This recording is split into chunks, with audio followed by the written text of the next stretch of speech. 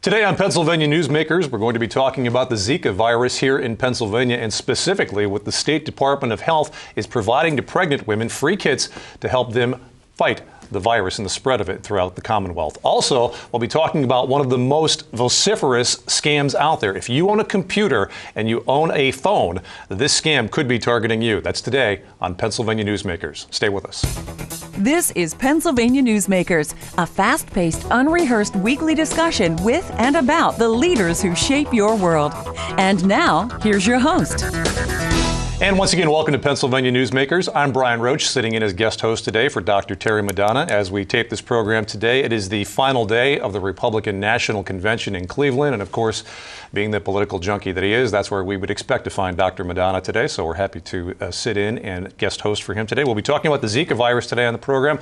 But first, we want to talk about one of the most common scams that are going around all over the country right now in the United States and throughout Pennsylvania. For that, we want to welcome to the program Andrew Hacker, cybersecurity expert in residence at the Harrisburg University of Science and Technology, and to his credit, the first man to point out the irony of his first initial and last name, That's right. A. Hacker. Andrew, thanks for joining us here today. We want to talk to you specifically about what I call the Microsoft tech scam, or the computer tech scam. Take a stab at explaining this for our viewers. Sure, yeah. So what happens is, generally someone has a computer, they might receive a phone call from someone claiming to be from technical support from a well-known company like Microsoft or any other large computer organization like Dell, for example. They'll say, hey, we've noticed we found some kind of problem with your computer, and maybe offer to help, maybe offer some services, antivirus software or something like that, and they'll direct the person to some kind of website and say, can you please click on this link, download the software, accept it, yes, and it installs it on the computer.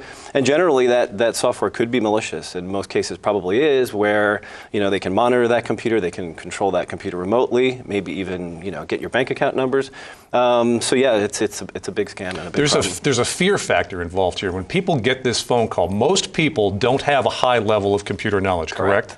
Right. And what is this scammer trying to scare them into a problem? Sure, yeah. I mean, they might say, oh, is your computer running slow? And in some cases that might be true, but then they would tell that user, well, it's running slow because you have a virus, when in fact they really don't. So they're kind of inventing this problem, and they're coming in and saying, oh, well, we'll be the solution for you. And in some cases they might charge you some exorbitant fee to fix the problem. In other cases they really just want access to your computer. They'll direct the victim to a website. What is the victim going to see on this website? Well, the websites are actually very well crafted. I mean, they look, very legitimate. They might look like a legitimate Microsoft site, and it's, very easy to do that these days. Or maybe Google or some other company that person might be familiar with and use in everyday life. And then, the link that is there will look like a real link, but when you click on it, it actually takes it to some, other server somewhere with some, very malicious code on it. So. The screen that they're going to see, many times, doesn't it have a series of red exclamation marks down the side? Yes, yeah. In a lot of cases, some web browsers, when you go to a website, even just without somebody calling, they'll pop up and flash this, hey, urgent, you've got a problem with your computer. And people click on that all the time because, they don't really understand, how everything works. But in reality, it's just, a pop-up from some website, and the information is not correct. So. And my understanding is they tell people, oh, look at all these error messages you have on here. It's evidence of the problem that you have. Exactly, right. So they'll create scenarios or leverage things that might be already, in your system to make it look like you do have a problem when in fact you don't. Eventually, the victim will see the scammer operating their computer right in front of their eyes, won't they? Yes, right. So if you do go to one of these websites, click the link and download and install that kind of software, then yes, that remote person can actually effectively dial into your computer, control your mouse, anything else on there, look at your files. Mm-hmm. So yeah, it is definitely an invasion of that person's computer and their privacy. So define the things that they do. You use terms here, malware, ransomware. What does that mean for the average computer user? Right. Yeah, malware is a general term for any kind of software that's installed on your computer that you don't want there. Malicious software. Malicious software, right? Anything that does something bad, essentially. Ransomware is actually a little bit more serious, a lot more serious, where they might actually encrypt all your files on your computer so that you don't have access to it, and then say, okay, well, we'll unencrypt this for you if you pay us $200, $500. and they actually send you to a site, and there might be a PayPal account, so you can actually, or put in your credit card even, and then they'll give you the key to unlock it. And that's actually a big problem for a lot of corporations as well if they get a ransomware attack. So. They are literally holding the computer for ransom for money. Exactly. All right. When we come back, we're going to talk about how or who these people are, where they may be calling you from, and how they target you. Stay with us. This broadcast of Pennsylvania Newsmakers is presented by the Pennsylvania Chamber of Business and Industry, now celebrating 100 years as the statewide voice of business, and by the Pennsylvania State Education Association and Partners for Public Education, bringing the power of a great education to our schools, our students, and our communities.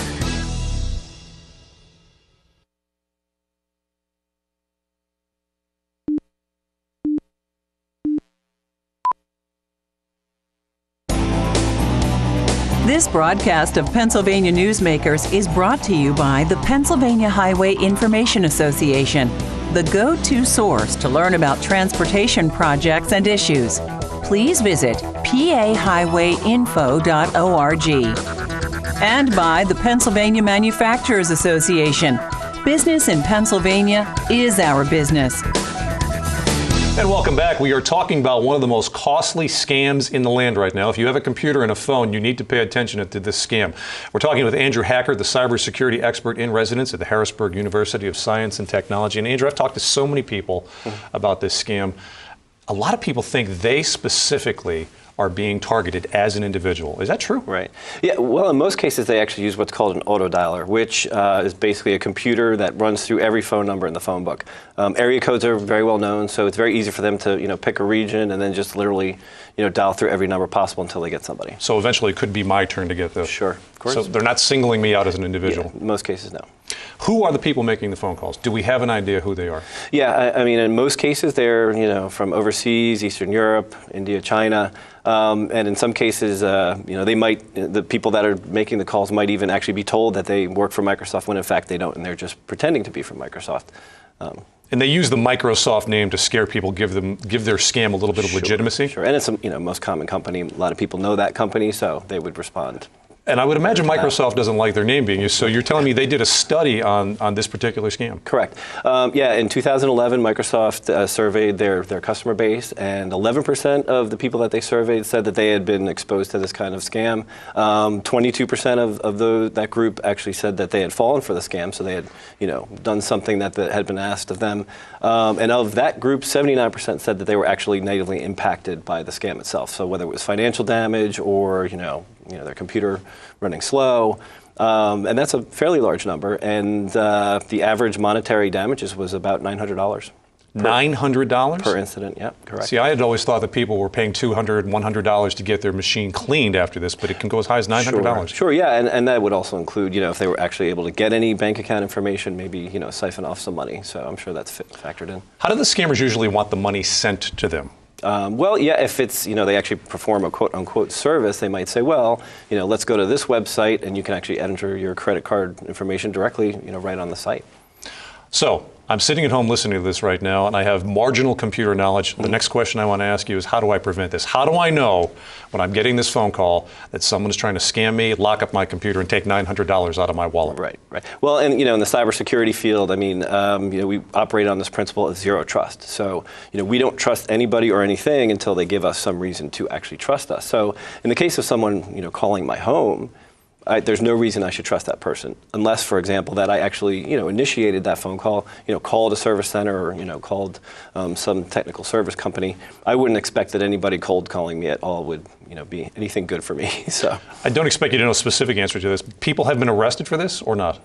I mean, I don't have any specific information about that, but there are groups. The Federal Trade Commission is certainly active in receiving those complaints. In fact, if you do get these types of calls, you can call the Federal Trade Commission and report the phone number and information about it. Although in most cases, the phone number is probably spoofed, meaning that it's just masked and it's not really the phone number that's coming from. So it's difficult. But in some cases, they might find some organization that's perpetrating these calls and take some legal action. You're the computer expert. Is it technologically possible for someone to call me from a remote location and tell me, we've discovered a problem on your computer. Yeah, no, there's really no way, unless you give somebody access to your computer, that they would know that it's running slow, for example, or having any particular problems. Certainly Microsoft or any companies that you do give access to your computer might know that information, but they certainly wouldn't be calling you. Is this problem getting worse, or are we taking a bite out of stopping this? Yeah, I mean, I think it's very prevalent. The more and more information that we put out there on the internet, so-called digital footprints, and all the information that we put out there, the more information that those malicious people have to use to target you. And it's a big problem in corporate America as well. Phishing emails, where they go to your Facebook profile and take information about you and use that to actually send you an email that you would trust because of the information that's in there. So it is definitely a growing problem. Andrew Hacker, the cybersecurity expert in residence at the Harrisburg University of Science and Technology, thank you for joining us today. Still ahead on Pennsylvania Newsmakers, the Zika virus in Pennsylvania and what's being done to help prevent the spread of it. Stay with us. This broadcast of Pennsylvania Newsmakers is brought to you by the Pennsylvania Credit Union Association. Pennsylvania Credit Unions, where people are worth more than money. To find a credit union that is right for you, check out ibelong.org. And by the Energy Association of Pennsylvania, Pennsylvania's energy information source.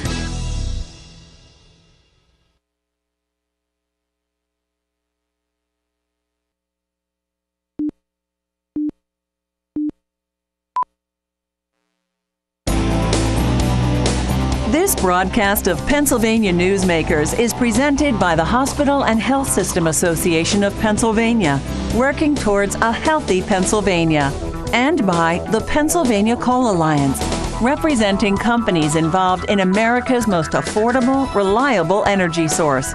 To learn more, visit betterwithcoal.com.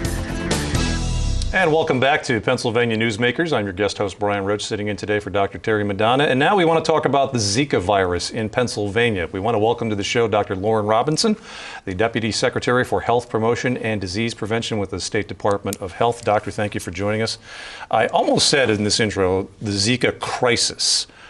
Are we at a crisis level with Zika in Pennsylvania, or is it just something to be really deeply concerned about? Or is there a difference?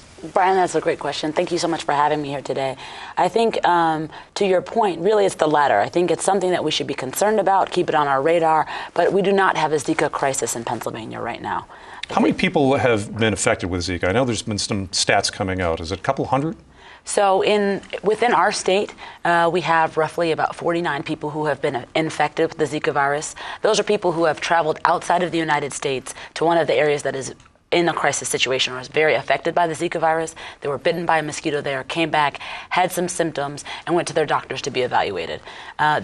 We do not have cases of folks getting bitten by mosquitoes in Pennsylvania and getting Zika virus here. Let's talk about the symptoms, because as I'm listening to you here, I realize as a television news journalist, I've been talking about Zika for several months now, but I don't know what the symptoms are, so tell me. So the symptoms of the Zika virus are similar to a flu. So people will have a fever. We're not talking a very high fever, so a fever of 100 to 101, a rash, which is not an itchy rash, just a diffuse body rash, kind of red bumps that you might not have recognized before, body aches, red eyes. The symptoms are kind of non-specific viral symptoms. So it's something that in the summertime for a lot of folks, you don't have feelings of having like you're having the flu. If you feel like you've had the flu and you've traveled to one of these areas, we really want you to get checked out. The symptoms you're describing sound more annoying than very serious. Is that correct? That is absolutely correct. So actually, for people who have the Zika virus, only 1 in 5 people will actually develop the symptoms that we're talking about. Most people will be infected and will never know that they had the virus. 1 in 5 people will have these mild symptoms. Probably by the time they realize they had the symptoms, they're probably on the road to recovery and feeling better. But the reason that we're most concerned about the Zika virus is for pregnant women. So there has been a shown association with the Zika virus and a birth defect called microcephaly, meaning a baby has a very small head and abnormal brain development. And that's the thing that we're trying to prevent and keep people aware of. Well, as long as you brought it up, let's talk about it. What is the state doing to that end? What is the state doing to help pregnant women? So we're doing quite a bit to protect pregnant women and also to educate people. So the Department of Health and the Department of Environmental Protection are working together, and we've developed a Zika action plan. People can find that on the Department of Health website, which is health.pa.gov.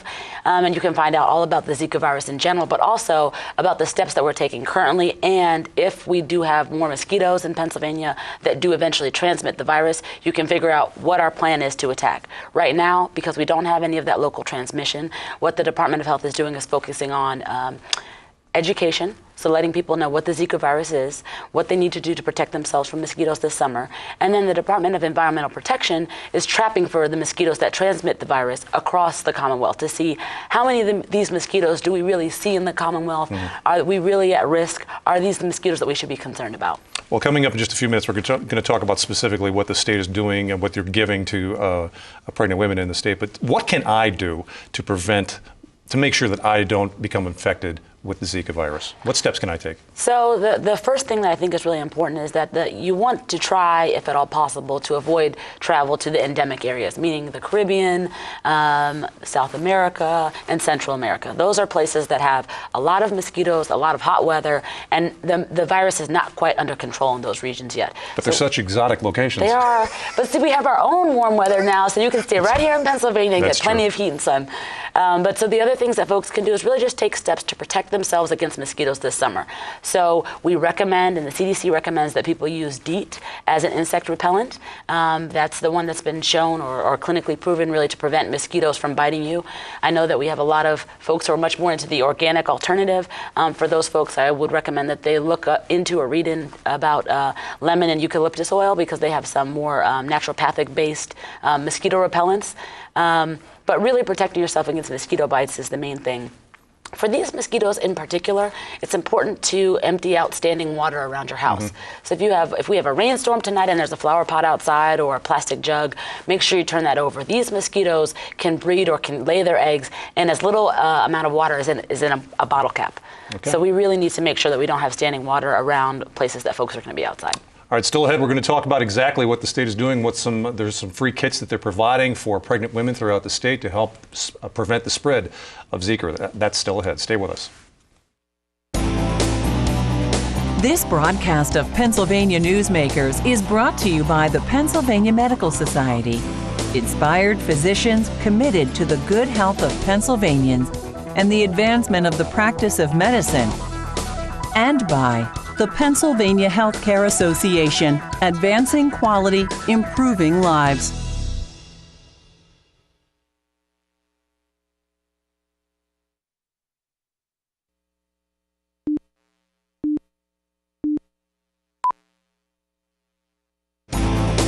This broadcast of Pennsylvania Newsmakers is brought to you by the Pennsylvania Business Council and by the Pennsylvania Business Council Education Foundation. Welcome back to Pennsylvania Newsmakers. We're speaking with Dr. Loren Robinson, the Deputy Secretary for Health Promotion and Disease Prevention for the State Department of Health. And Doctor, I have to thank you for being here in such a timely manner, because the state last week started doing something to help pregnant women prevent the spread of the Zika virus. So you tell me about that. What happened? Sure. So one of the things that the CDC has been recommending is that pregnant women really take all the steps they can to protect themselves. One of the things we realize as a Department of Health is that not every woman has access to be able to just go to the store, buy their insect repellent, or buy all the things they need to protect themselves against the Zika virus. And so for the folks who are most at risk and really don't have the means, the Department of Health is sending out we're calling them the Zika prevention kit for pregnant women. And we're sending those out mostly to the high-risk counties in Pennsylvania, to community organizations, to county and municipal health departments and state health departments, so that those can be provided free of charge to pregnant women to help protect themselves against the Zika virus. You said the key word right there. They're free, aren't they? They're completely free. Now, how do I find out where I can get one of these? Well, since you're not a pregnant woman, you likely would not be able to get one. But you can recommend that folks contact either their state health department or their county or municipal health department, and they could direct them to either whatever is closest. So there are some community organizations that have them, and there are also health departments that have them. So depending on if you live closer to a federally qualified health center or to your state health center, they'd be able to direct you to the closest, or direct the woman to the closest place. The kits kits really are not complicated. They include a DEET insect repellent. So that's the regular insect repellent that we're recommending for women or for all people to try to avoid getting bitten by insects. They include permethrin spray. Permethrin spray is not an insect repellent. You do not put it on your skin, but you spray it on your clothes. So if you're someone who's outside a lot, or if you need to protect yourself because you're working in an area where there's a lot of mosquitoes, the permethrin spray will prevent the mosquitoes from really coming around. They also include condoms. One of the things we didn't touch on is that Zika can be sexually transmitted. So we've been advising people that men can transmit to women, and we then just found out last week out of a case in New York that women can also transmit to men. So it's really important for people who have traveled to the Zika areas, and if they're of childbearing age and they want to prevent themselves from getting pregnant and from getting the Zika virus, they need to use a barrier method, and we recommend that condoms is the best way for women and men to prevent passing that between each other.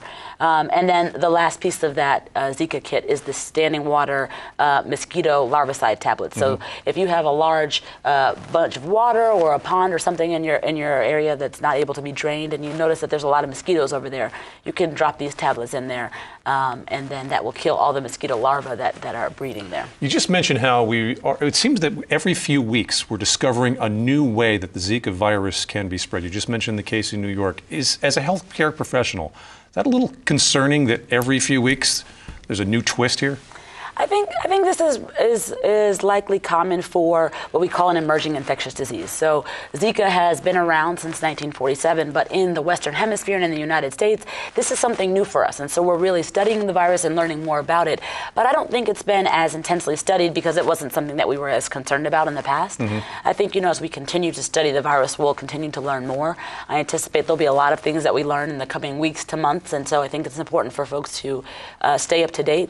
The best way to get information is to go to the Pennsylvania Department of Health or to the CDC website. Our Department of Health website links you to the CDC. So if you just remember health.pa.gov, you can get all the information there, and we update that every week. One of the things people can also find out on our website is how many people in Pennsylvania currently have the Zika virus, and how many people in Pennsylvania were currently testing for the Zika virus. And we update that number every Monday. Do we know enough at this point about the long-term effects of Zika? Does that concern you? I think we're still continuing to learn about the long-term effects of Zika. So right now, the things that we're most concerned about is this potential effect on an unborn baby, so the microcephaly that we talked about earlier, that being where the baby has a very small head. One of the other things we're concerned about is Guillain-Barré syndrome, which is a neurologic syndrome where people have a paralysis that kind of starts in their legs and kind of rises up through their body. This is a very rare complication of having a viral illness. It can happen with the flu. It can happen with almost any virus, but we are seeing some of this Guillain-Barré syndrome associated with Zika virus. We haven't seen it in Pennsylvania yet, but that's something that we're keeping an eye on. And then we just have to continue to see how folks do and what happens. Again, we don't have any babies that have been born in Pennsylvania with a birth defect yet, but we're keeping a close eye. And when and if we have women who are pregnant who have the Zika virus, we'll be keeping a close in touch with them and the providers to make sure that we can provide them with the services that they need. All right, Dr. Loren Robinson, thank you very much for joining us today. Again, Zika prevention kits you can find out by going to the State Health Department website, correct? You can. All right, Dr. Loren Robinson, the Deputy Secretary for Health Promotion and Disease Prevention with the State Department of Health. We've been talking about cybersecurity today and help preventing the spread of the Zika virus in Pennsylvania. I'm Brian Roche. Thanks for joining us today on Pennsylvania Newsmakers. We'll see you next time.